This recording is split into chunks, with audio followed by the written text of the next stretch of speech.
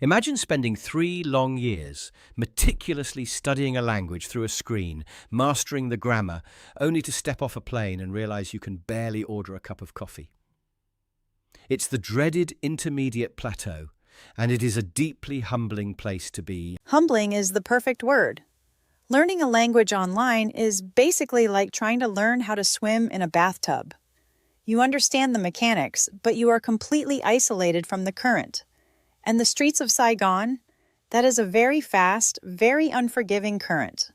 So for someone who just landed in the city with 90 days to turn 3 years of Zoom calls into actual fluency, what is the strategy?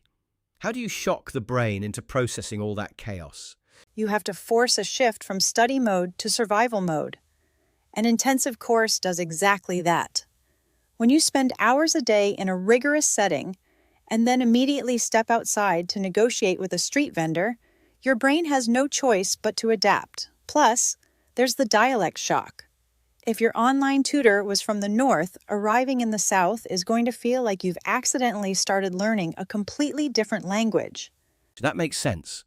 You need the right foundation, whether that's a traditional university program, a school focused on professional expat communication, or a modern center teaching actual street slang.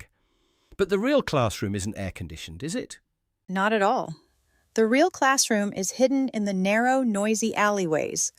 Your ultimate examiner isn't a professor with a red pen. It's the auntie running the local food stall.